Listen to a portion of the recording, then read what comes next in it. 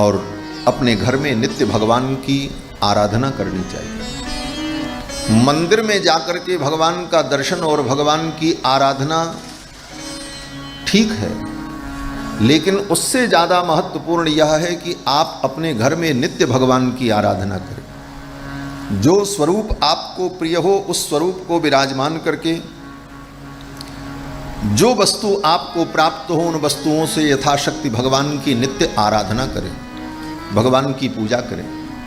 क्यों बोले, घर में आपके जो भगवान हैं वो भगवान प्रपन्न पावन भगवान हैं, और मंदिर में विराजमान जो भगवान होते हैं वो पतित पावन भगवान होते हैं। आचार्यों ने ये सब कहा है। मंदिर में विराजमान भगवान जो हैं वो पतित पावन हैं, वो पतितों को पावन करने के लिए मंदिर में बैठे हैं, और उनकी एक मर्यादा है। क्या मर्यादा है बोले, मर्यादा ये है कि समय से दर्शन होगा, समय से मंदिर बंद होगा, समय से भोग लगेगा, आप केवल दूर से दर्शन कर लो, आप उनका स्पर्श नहीं कर सकते। उन नियमों के अंतर्गत वे भगवान वहाँ विराजमान रहते हैं मंदिर में। क्यों बोले, वो दर्शन मात्र से कल्याण करते हैं, इसलिए वो पतित पावन भगवान हैं। और आपके घर में जो आपके अपने ठाकुर जी हैं, लड्डू गोपाल जी, शालग्राम भगवान, जिनकी आप सेवा करते हो, वो प्रपन्न पावन भगवान हैं। आपको पवित्र करने के लिए आपके घर में पधारे। वो आपके व्यक्तिगत भगवान हैं, वो केवल आपके लिए, वो सबके लिए नहीं। और वो भगवान जो आपके अपने ठाकुर हैं, प्रपन्न पावन भगवान, वे प्रपन्न पावन भगवान आपको सदा सर्वदा सुलभ हैं। रात के 12 बजे आपका मन करे तो अपने घर में अपने ठाकुर के सामने बैठ करके जो कहना है कह लो, जो सुनना है सुन लो, जो स्तुति करनी है कर लो, न कोई रोकेगा न कोई टोकेगा।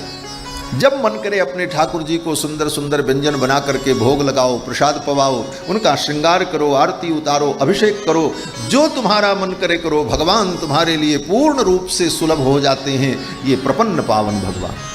तो अपने घर में नित्य अपने ठाकुर की आराधना करनी चाहिए, और फिर आराधना के बाद भगवान का ध्यान करना चाहिए। कैसे ध्यान करे बोले, भगवान के एक एक अंगों का चिंतन करते हुए।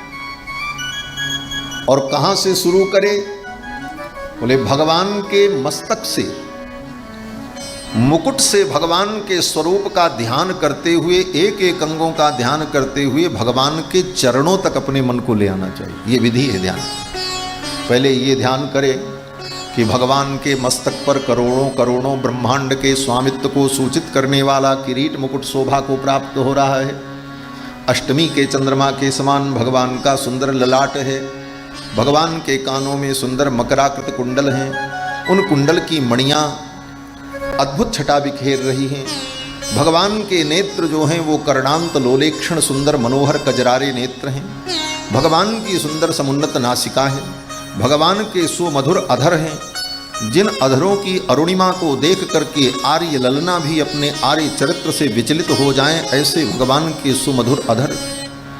भगवान की सुंदर चिबुक मणि, शंख के समान भगवान का कंठ, और उस कंठ में कौस्तुभ मणि, मणिमाला, वनमाला, तुलसी की माला, कंधे पर सुंदर शुभ्र यज्ञोपवीत, कंधे पर लिपटा हुआ पीतांबर, ऊपर की भुजाओं में शंख चक्र, नीचे की भुजाओं में गदा पद्म, कमर में लिपटा हुआ पीतांबर, उस पीतांबर पर कसी हुई करधनी, जमुना की भंवर के समान भगवान की नाभि, और भगवान के सुंदर जघन प्रदेश, गजसुंड के समान, हाथी के सूंड के समान भगवान के जघन प्रदेश।